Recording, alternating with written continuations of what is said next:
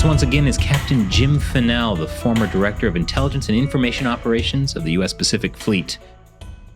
Jim, thanks for joining us again. Hey, it's great to be with China Uncensored. It's my honor. Awesome. Well, so we recently did an episode called Is This China's Military's Greatest Weakness? And we kind of talked about how there are issues with low morale in the People's Liberation Army, the PLA, lack of fighting experience, even how the one-child policy has affected the military.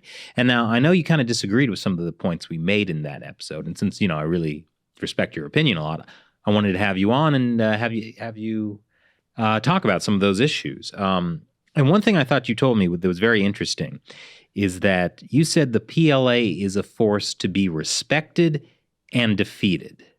What did you mean by that?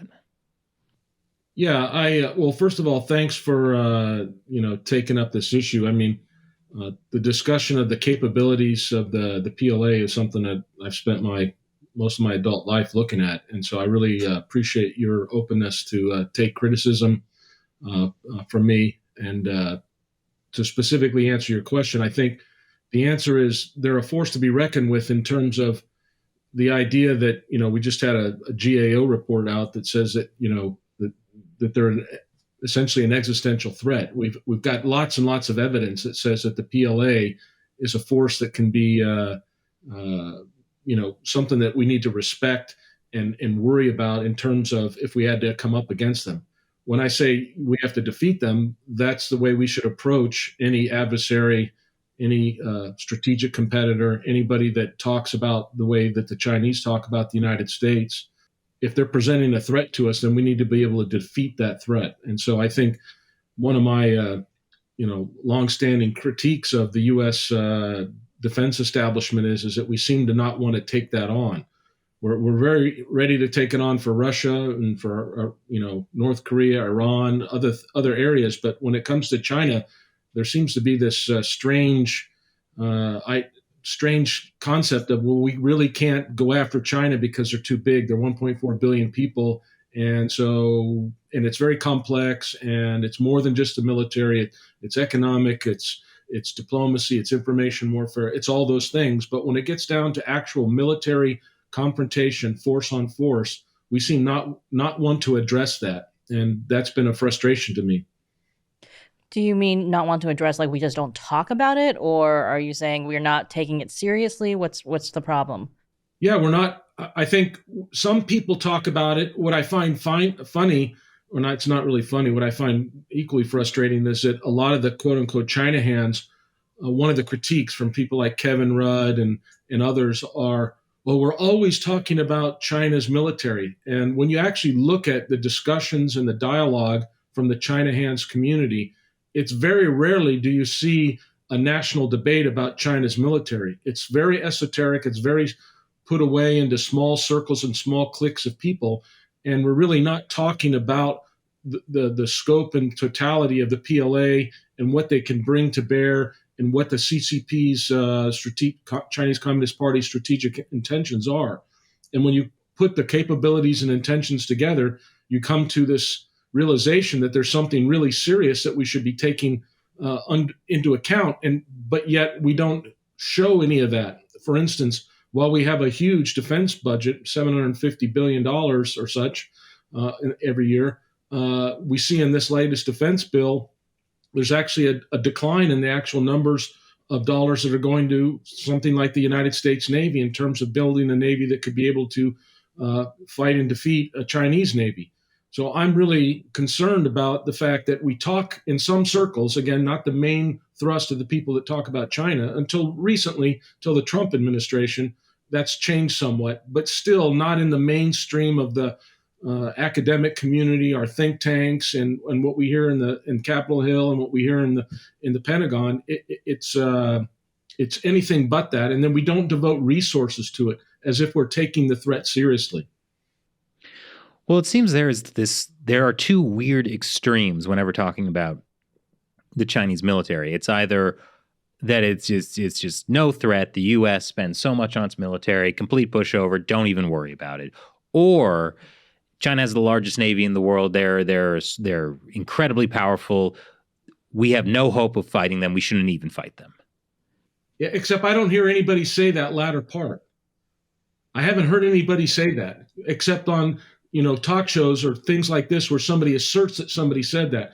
But I have yet to read any U.S. government official documentation that says that China's 10 feet tall, their military, the PLA is 10 feet tall, and it's over, and we might as well give up the fight for democracy and freedom around the world because China is going to rule the world.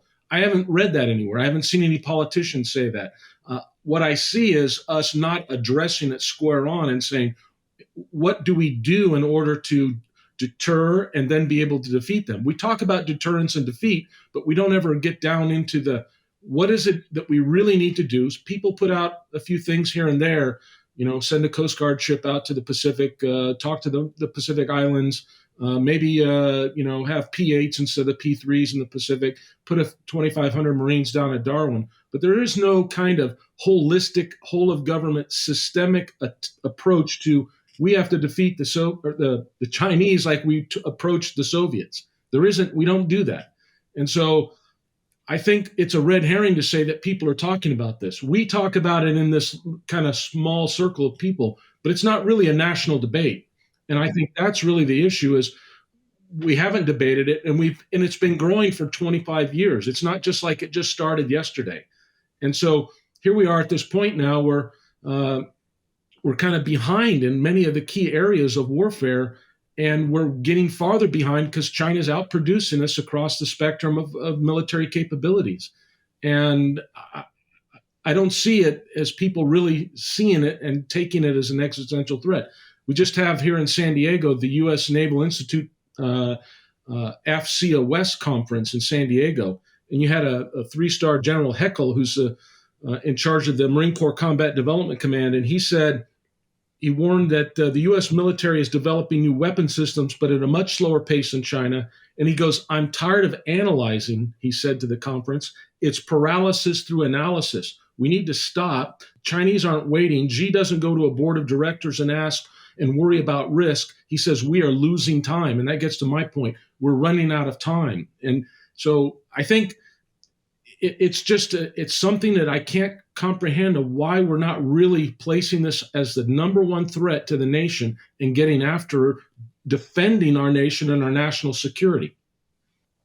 Well, I mean, Chris, I think I've seen things to your point about, like, there was an article in Business Insider a while back that was maybe within the last year or so that was something about, like, we shouldn't defend Taiwan because we'd get into a nuclear war. Mm-hmm. With China. So there's kind of like some of that extreme stuff, but I see what you're saying, Jim, that is not like in the mainstream kind of U.S. government. Like that is just like somebody kind of writing an opinion article.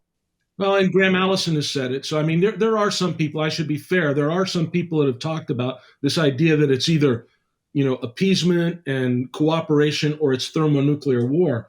But my point is, those people that say that are really not the ones that are our political leaders that are running for office that are advertising that. You don't hear congressmen and congresswomen talking like that, maybe a few academics. And so I guess if we want to have that debate, nobody wants to have that politically in Washington. No one is going to run for office to say, I'm the candidate that stands up to say we can surrender to China now because they're bigger than us. Nobody's going to ever do that.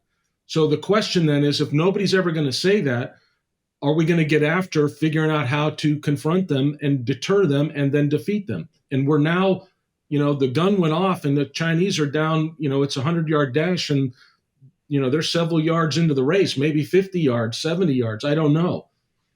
I mean, I can understand why the political class wouldn't really want to have this debate, right? Like you don't really want to talk about, or U.S. politicians, they don't seem to want to talk about confronting China, a lot of them, or especially confronting China in terms of military. Like a possible war, that kind of thing. But do you think this is also something that the U.S. military establishment doesn't really want to talk about? No, I think inside the military, I'm now retired 7 years, but from what I see, there's still a lot of focus on it. The White House just released a new Indo-Pacific strategy. A lot of good words, but they're not being backed up by system. There should be strategy and vision, but then there should be some kind of implementation plan that says, here's what we're doing. And we're going to reorder the Defense Department budget. Instead of putting equal shares to the Army, to the Air Force, and to the Navy, we're going to reorder that so that we put more monies into the services that are going to bear the brunt of the fight against China, which is clearly a naval and air fight in any Taiwan invasion scenario. Not to say that we don't need an army. I'm just saying that the prioritization and the resource allocation have to be altered, but they haven't. In fact, some could argue that because the Army has basically had control of the U.S. Defense Department for the last 30 years since Desert Storm, we really haven't had a military leadership that's been led by a naval perspective, like we had in the Cold War when John Lehman was the Secretary of the Navy, and we had a president, Ronald Reagan, and others, and Secretary of Defense, Caspar Weinberger, that focused and understood what they were up against with the Soviet Union and that they had to confront them. Now, in the case of the Soviets, we built up a 600-ship Navy, but we also had 50,000+ troops in Germany to cover the Fulda Gap and make sure that the Russians couldn't, their tank divisions couldn't roll across Europe. So we were capable of fighting in two theaters. And now we're having trouble, fighting in any theater. And we're being told that this is just, something that we want to go asymmetric, and we don't want to confront in a force-on-force mindset. We've been buffaloed into believing that the Chinese military is just too big to confront. And I'm the last person not to talk about the capabilities of the PLA, but that should not paralyze us into inaction.